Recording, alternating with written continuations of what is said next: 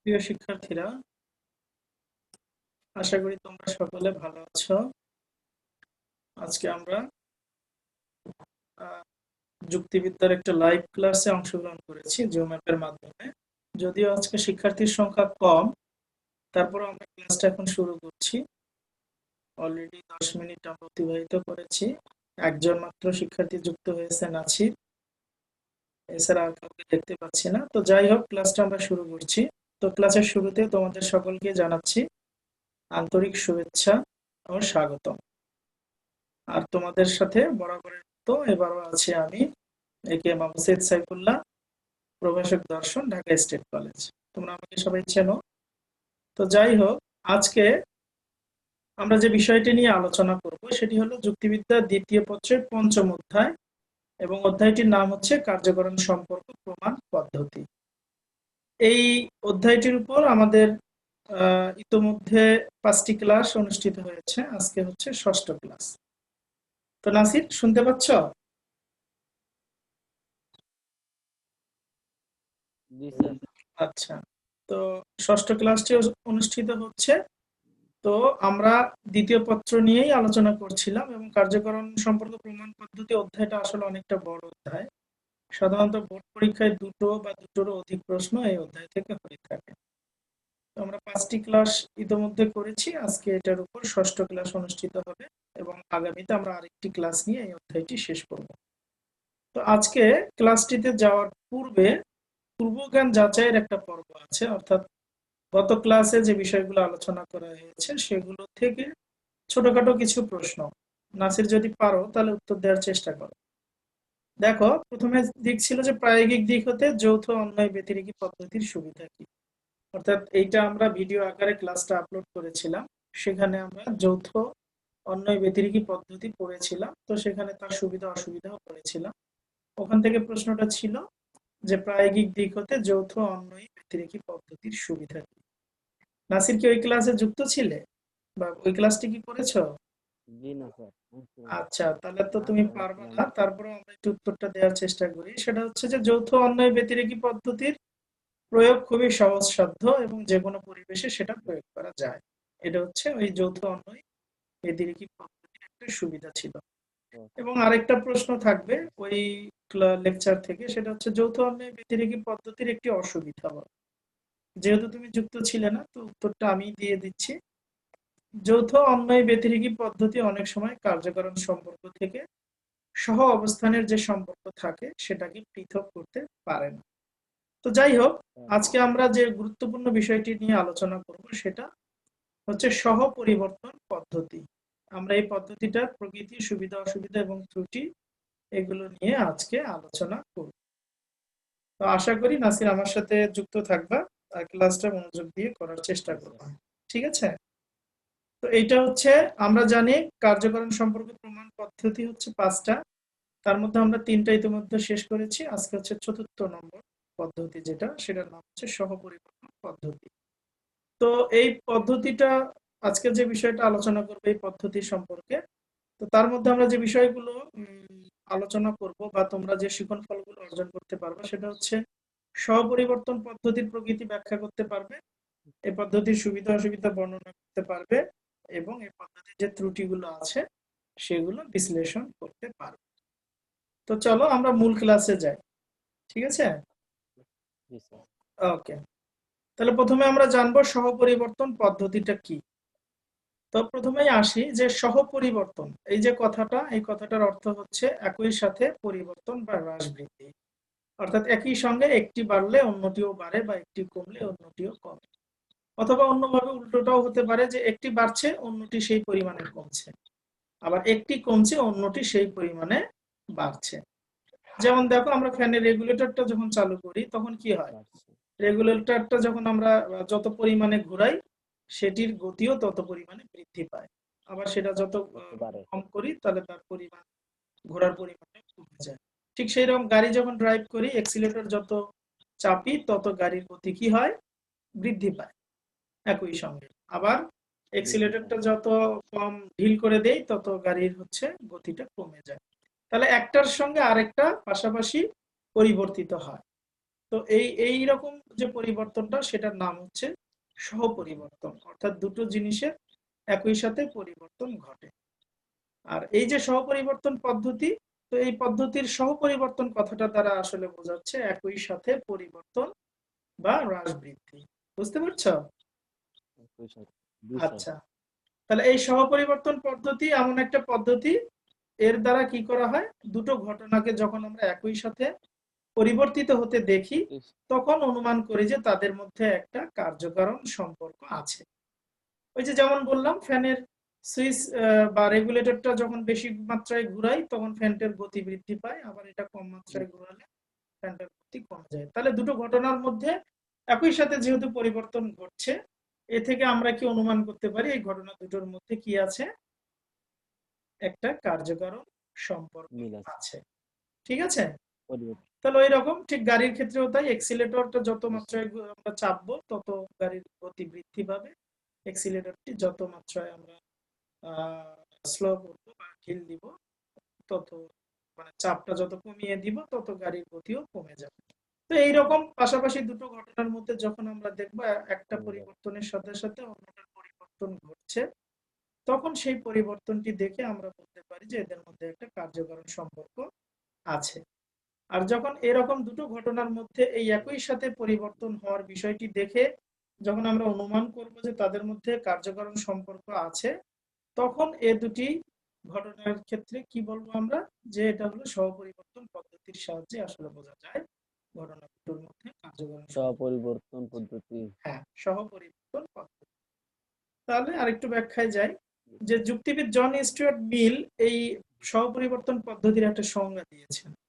তো ওনার সংজ্ঞাটি একটু জানি, সেটা হলো কোনো একটি ঘটনা বিশেষভাবে পরিবর্তিত হলে যদি অপর একটি ঘটনাও একইভাবে পরিবর্তিত হয়, তবে উক্ত ঘটনাটি অপর ঘটনার হয় কার্য হবে, না হয় কারণ হবে, অথবা তার সাথে কার্যকারণ সম্পর্কে আবদ্ধ হবে।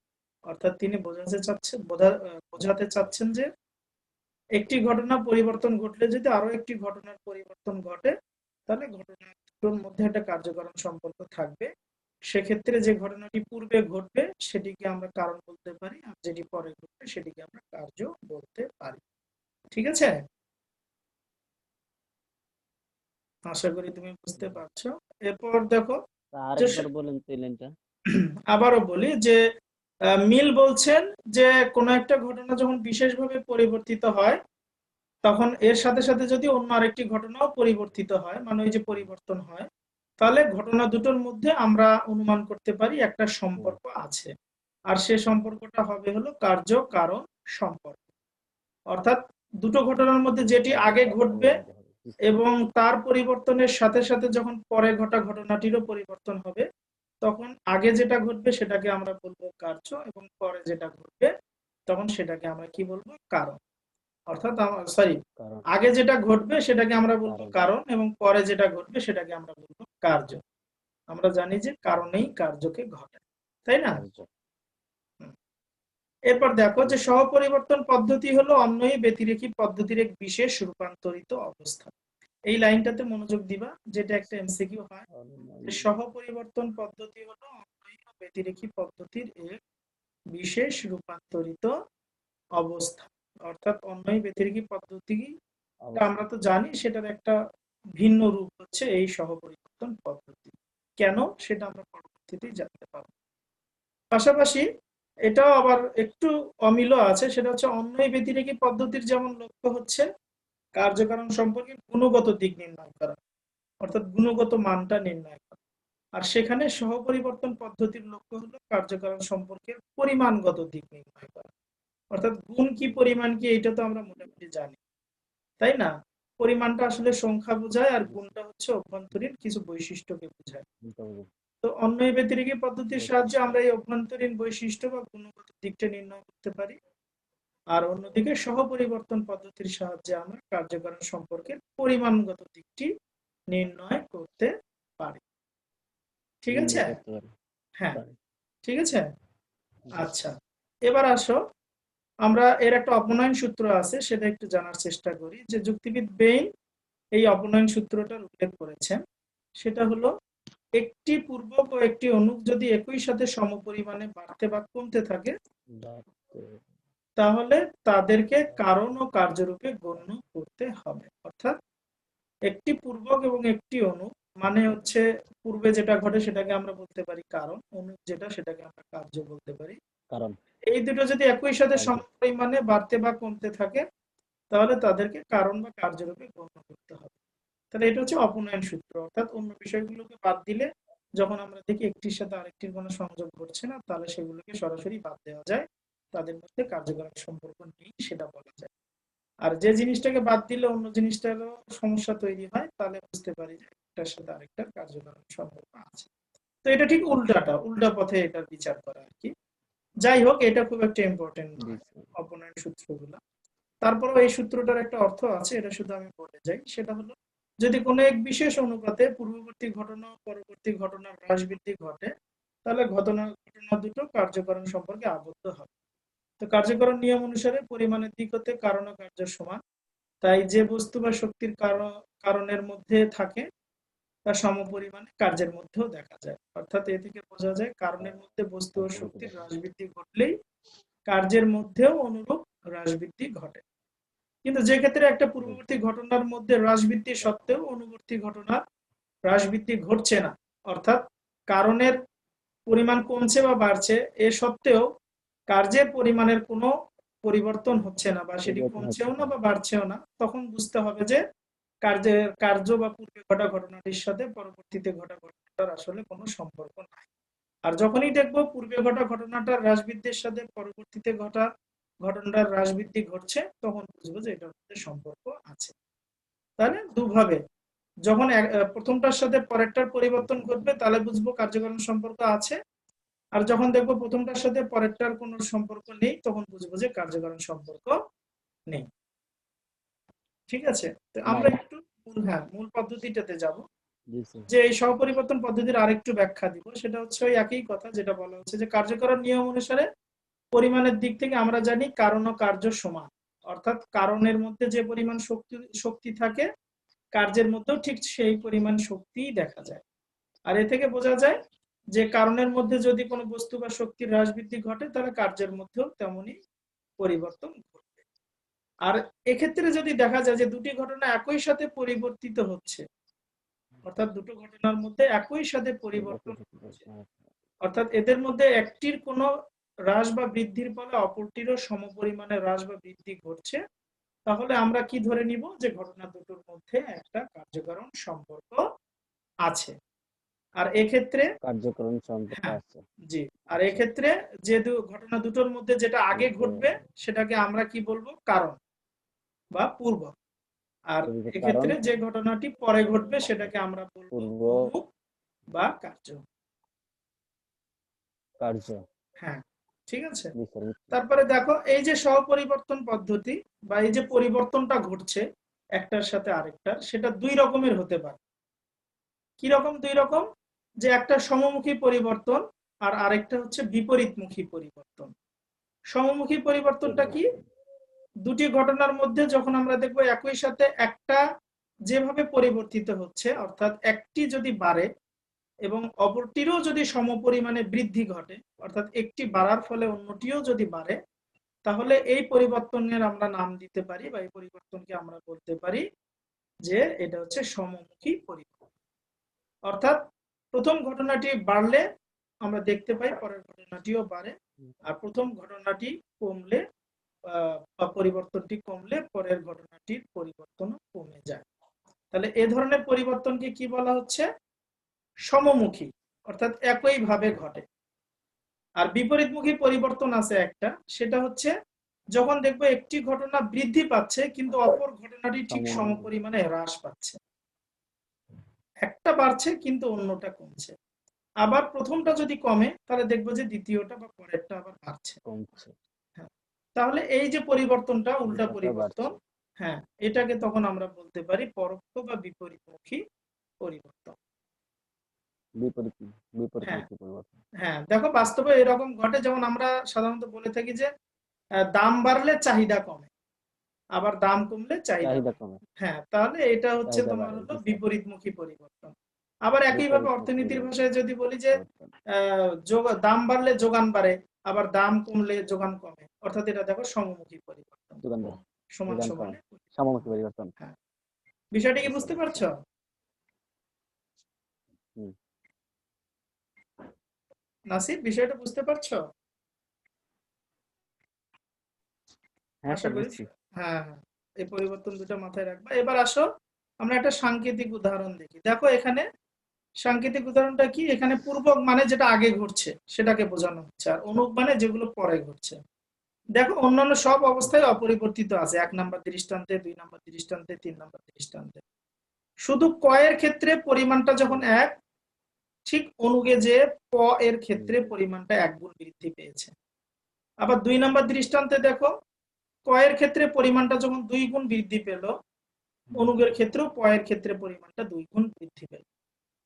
আবার ঠিক 3 নম্বরে দেখো কয়ের ক্ষেত্রে পরিমাণটা যখন 3 গুণ বৃদ্ধি পেল, আর অনুগে যে প এর ক্ষেত্রে পরিমাণটিও তেমনি 3 গুণ বৃদ্ধি পেল। তার মানে ক যে হারে বাড়ছে, প সেই হারেই কি হচ্ছে, বৃদ্ধি পাচ্ছে।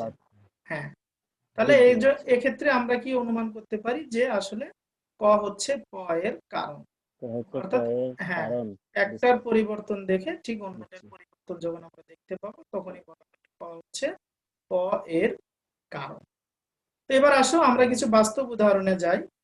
যেমন দেখো দুটো উদাহরণ আমরা এখানে দেখি। একটাকে বলা হচ্ছে শরীরের উত্তাপ যতই বাড়তে থাকে ব্যারোমিটারের পারদ ততই উপরে উঠতে থাকে। অর্থাৎ আমাদের যখন জ্বর আসে তখন আমরা অনেক সময় থার্মোমিটার দিয়েও কিন্তু আমাদের জ্বরটা পরিমাপ করি, তাই না?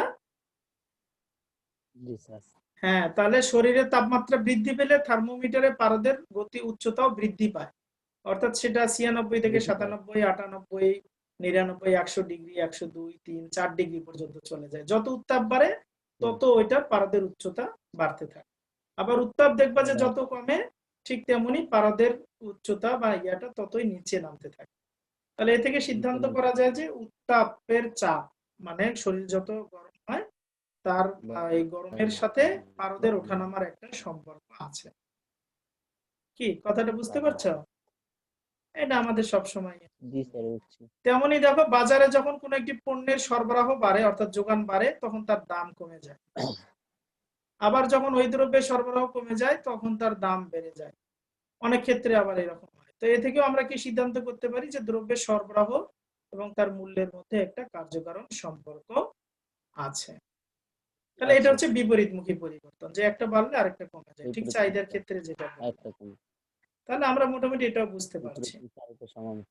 হ্যাঁ, এবার দেখো আমরা পদ্ধতিটা বুঝলাম যে একটা বাড়লে আরেকটা বাড়বে অথবা কমবে, অর্থাৎ একটার কোনো পরিবর্তন হলে অন্যটার একটু হলেও কোনো পরিবর্তন হবে, সেটা হয় সমমুখী পরিবর্তন হবে নতুবা বিপরীতমুখী।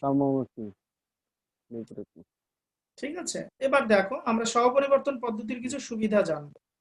প্রথমত এই সহপরিবর্তন পদ্ধতিটা যে কারণ সমূহের উপর যে একটা স্থায়ী যে কারণগুলো আছে সে তার উপরে পদ্ধতির প্রয়োগটা খুবই ফলপ্রসূ। অর্থাৎ অন্যান্য অবস্থাগুলো যদি অপরিবর্তিত থাকে তাহলে এই পদ্ধতিতে আমরা কার্যকারণ সম্পর্কটা আবিষ্কার খুব সহজেই করতে পারি।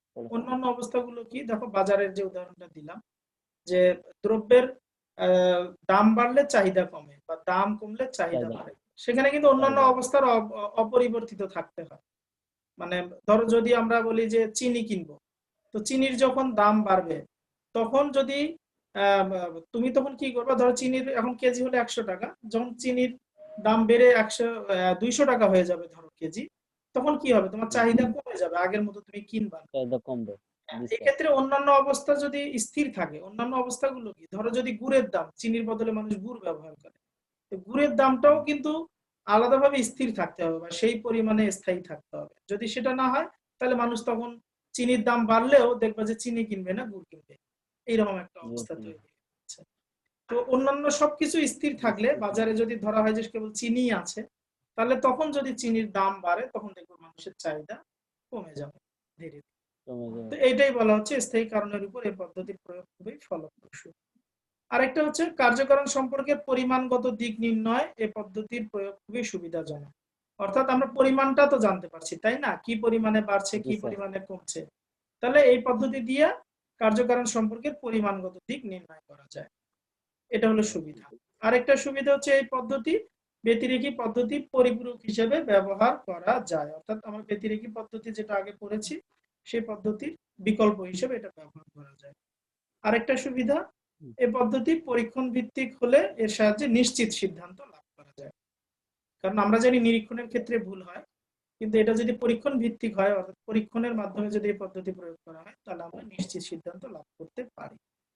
আরেকটা হচ্ছে এই পদ্ধতি পরিসংখ্যানের উপযোগী, অর্থাৎ এই পদ্ধতি পরিমাপের উপযোগী।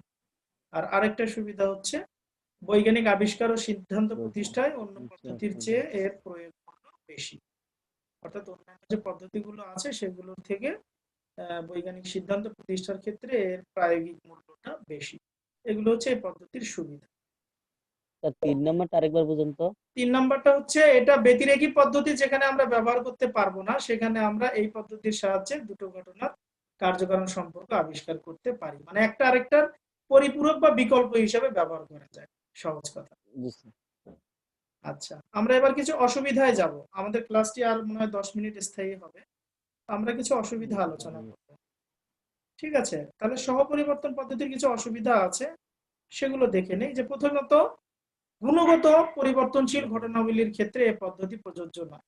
অর্থাৎ আমরা দেখছি যে এই পদ্ধতির সাহায্যে কেবল পরিমাণটি নির্ণয় করা যায়, পরিমাণ নির্ণয় করা তাই না? কিন্তু গুণগত পরিবর্তন কি সেটা কিন্তু এই পদ্ধতির সাহায্যে নির্ণয় করা যায় না। এটা অসুবিধা। তারপর এই পদ্ধতির প্রয়োগ একটা নির্দিষ্ট সীমার মধ্যেই কেবল সম্ভব। অর্থাৎ যে ক্ষেত্রে ঘটনাগুলো আমাদের নিয়ন্ত্রণে থাকে, পরীক্ষণের আওতায় থাকে, বা যে ক্ষেত্রে আমরা এই পরিমাণ বাড়াতে কমাতে পারি, কেবল সেক্ষেত্রে এই পদ্ধতিটা প্রয়োগ করা যায়। কিন্তু যে ক্ষেত্রে, যে ঘটনাগুলোর ক্ষেত্রে এরকম পরিমাণটি নির্ধারণ করা যায় না, বা বাড়ানো কমানো বিষয়টি এভাবে করা যায় না, নির্ণয় করা যায় না, সেখানে আসলে এই পদ্ধতিটি প্রয়োগ করা যায় না। তারপর দেখো, এই পদ্ধতি স্থিতিশীল ঘটনাবলীর ক্ষেত্রে প্রযোজ্য নয়। অর্থাৎ যে ঘটনাগুলো স্থিতিশীল, কোনো পরিবর্তনই হয় না, সে জিনিসগুলোর ক্ষেত্রে কিন্তু এই পদ্ধতি প্রয়োগ করা যায় না। কারণ পরিবর্তন না হলে তো আমরা কার্যকারণ সম্পর্ক আবিষ্কার করতে পারবো, কার্যকলাপ সম্পন্ন করা যায়। তাই না? পরিবর্তন হলেই না এই পদ্ধতি আবিষ্কার করতে পারবে, এর নামেই তো সহপরিবর্তন। পরিবর্তনই যদি না হয় তাহলে সে ঘটনাগুলির আর কেমনে আবিষ্কার করবে? তারপর দেখো, এই পদ্ধতির প্রয়োগ ক্ষেত্রটা সীমিত। সীমিত কেন? যে সব ঘটনাই তো পরিবর্তনশীল নয়, স্থিতিশীল ঘটনা কিছু থাকে, সেগুলোর ক্ষেত্রে তো আমি আর এই পদ্ধতিটা প্রয়োগ করতে পারি না। তাহলে এর প্রয়োগ ক্ষেত্র তো সীমিতই হবে। এরপর হচ্ছে এই পদ্ধতির সাহায্যে অনেক সময় কার্যকারণ সম্পর্ক থেকে সহাবস্থান সম্পর্ককে পৃথক করা যায় না। এই সহাবস্থান সম্পর্ক কি সেটা আমরা সামনে এরপরে যে আলোচনা সেখানেই দেখতে পাই। তাহলে মোটামুটি এই 5টি অসুবিধা এই পদ্ধতির ক্ষেত্রে রয়েছে। এবার আসো, সহপরিবর্তন পদ্ধতির কিছু ত্রুটি আছে। ত্রুটিগুলো কি রকম দেখো, যে এই পদ্ধতিটা যখন অপপ্রয়োগ হবে, অর্থাৎ পদ্ধতিটা যদি পরীক্ষণের সাহায্যে করা সম্ভব হয়, তাহলে এর দ্বারা নিশ্চিত সিদ্ধান্ত পাওয়া যেতে পারে। কিন্তু পরীক্ষণ যেখানে সম্ভব হয় না, যেখানে নিরীক্ষণ কেবল চোখ দিয়ে দেখেই বা ইন্দ্রিয় দিয়েই এর নির্ণয় করতে হয়, তখন এই পদ্ধতির ক্ষেত্রে অনেক সময় ভুল হয়। আর এই ভুলগুলো হচ্ছে 3 ধরনের। একটা হচ্ছে অনিরীক্ষণ ত্রুটি হয়, আর একটা হচ্ছে কার্যকারণ ত্রুটি হয়, আর একটা হচ্ছে সহকার্যজনিত ত্রুটি ঘটে। তো আমরা এই ত্রুটিগুলো এবার দেখার চেষ্টা করব। প্রথমে অনিরীক্ষণ ত্রুটি কি, এটা তোমরা নিজেরাই জানো, যে কোনো ঘটনা আমি নিরীক্ষণ করতে যে সেটা যথাযথভাবে নিরীক্ষণ না করে বা আংশিক নিরীক্ষণ করে যদি সিদ্ধান্ত দেই, তাহলে সেটাকে বলা হচ্ছে অনিরীক্ষণ ত্রুটি। যেমন দেখো, এখানে দুটো শহর আছে, একটা হলো রাজশাহী, একটা ঢাকা। আমরা দুটো শহরের চিত্রও দেখতে পাচ্ছি। আর এই দেখে আমরা যদি মনে করি যে রাজশাহী অপেক্ষা ঢাকার মানুষের মৃত্যু সংখ্যা বেশি, তাই ঢাকা রাজশাহী অপেক্ষা অস্বাস্থ্যকর স্থান, তাহলে এটা হবে অনিরীক্ষণ ত্রুটি। কেন? কারণ শুধু মৃত্যু সংখ্যা বেশি দেখেই তো ঢাকাকে অস্বাস্থ্যকর বলতে পারি না, তাই না? এখানে আরো অনেকগুলো কারণ আছে যেগুলো নিরীক্ষণ করা হয় না। তো এইরকম ত্রুটি এই পদ্ধতির ক্ষেত্রে ঘটতে পারে। এরপর আরেকটা দেখো, সেটা হলো কার্যকারণ সংক্রান্ত ত্রুটি। সেটা কি? সেটা হলো এই জিনিস, যে যখন আমরা আমরা জানি যে কারণ হচ্ছে কতগুলো শর্তের সমষ্টি, তাই না? যখনই কোনো একটা ঘটনা ঘটে, তখন তার আগে আমরা অনেকগুলো শর্তকে বারবার ঘটতে দেখি। তো সেক্ষেত্রে আমরা ভুল করে যদি একটা শর্তকে সমগ্র কারণ বলে গণ্য করি, তখন এই ধরনের ত্রুটি ঘটবে। অর্থাৎ আমরা জানি কারণ হলো কতগুলো শর্তের সমষ্টি, যেখানে কেবল একটা শর্ত থাকবে না, কিন্তু অনেকগুলো শর্ত সেখানে থাকবে কারণের মধ্যে। কিন্তু ভুলক্রমে যদি কেবল একটিকেই আমরা সমগ্র কারণ বলে মনে করি এবং অন্য শর্তগুলোকে বাদ দেই, তাহলে যে ত্রুটি ঘটে এটা হলো কার্যকারণ সংক্রান্ত ত্রুটি। দেখো, এই যে একটা আমরা বাজার দেখতে পাচ্ছি, এবং এখানে দেখো বলা হচ্ছে যে খাদ্যের সরবরাহ যত কমে অপরাধের সংখ্যা তত বাড়ে। তাই খাদ্য সরবরাহের বৃদ্ধি অপরাধ কমার একমাত্র কারণ। এখানে খাদ্যদ্রব্য সরবরাহ এবং অপরাধের কারণ সংখ্যার বিপরীতমুখী হ্রাস বৃদ্ধি ঘটছে, অর্থাৎ খাদ্যের সরবরাহ বাড়লে অপরাধ কমছে, খাদ্যের সরবরাহ কমলে অপরাধ বাড়ছে, এরকম একটা জিনিস লক্ষ্য করা যায়। কিন্তু আসলে খাদ্য সরবরাহের বৃদ্ধি বা হ্রাসই কি খালি অপরাধ বৃদ্ধির কারণ? এখানে আরো অনেক কারণ থাকতে পারে, অনেক শর্ত থাকতে পারে। জি এক্ষেত্রে খাদ্য সরবরাহের ঘাটতিটা অপরাধ বৃদ্ধির ক্ষেত্রে একটা গুরুত্বপূর্ণ শর্ত হতে পারে, কিন্তু একটা মোট কারণ নয়, সমগ্র কারণ নয়, কারণ এখানে আরো আচ্ছা আচ্ছা অনেকগুলো শর্ত কারণ যুক্ত থাকতে পারে। সমাজে হয়তো ঠিক আছে চাকরির অভাব হয়ে গেছে, হয়তো পুলিশ সেভাবে তৎপর নয়, এর জন্য অপরাধ বাড়ছে, সেগুলোও কারণ হইতে পারে, কিন্তু সেই শর্তগুলোকে এখানে যুক্ত করা হয় না। কেবল একটা জিনিসকেই শর্ত, একটা শর্তকেই কারণ ভাবা হচ্ছে, আর এটাকেই বলা হচ্ছে কার্যকারণ সংক্রান্ত ত্রুটি।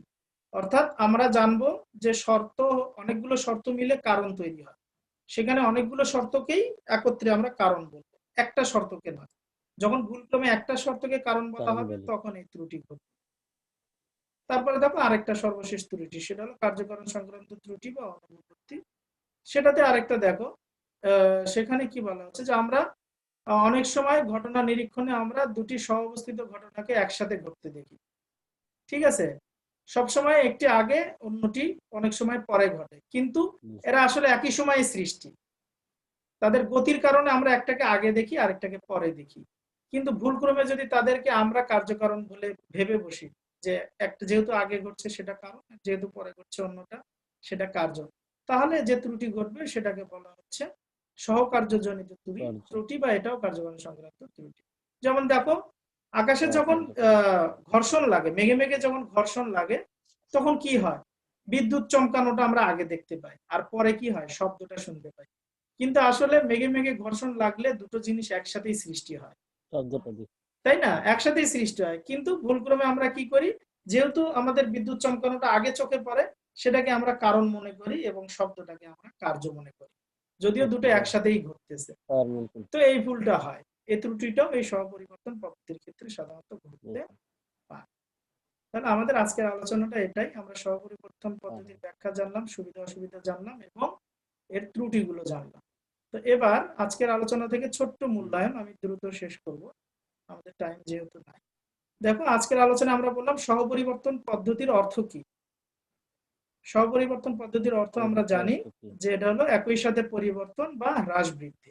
একসাথে পরিবর্তন হ্যাঁ, তারপরে দেখো সহপরিবর্তন পদ্ধতিটি কি, অর্থাৎ এটি সংজ্ঞা চাওয়া হচ্ছে। তাহলে আমরা বলবো সহপরিবর্তন পদ্ধতি হলো এমন একটা পদ্ধতি যার দ্বারা দুটি ঘটনাকে একই সাথে দুটো পরিবর্তিত হতে ঘটনাকে দেখে তাদের মধ্যে একটা কার্যকারণ সম্পর্ক অনুমান দুটো করা হয়। একই সাথে পরিবর্তন করে তারপরে দেখো আরেকটি প্রশ্ন। সংযোজন সম্পর্ক হ্যাঁ, করা যায় হ্যাঁ, সহপরিবর্তন পদ্ধতির লক্ষ্য হলো কি, মানে এর লক্ষ্যটা কি?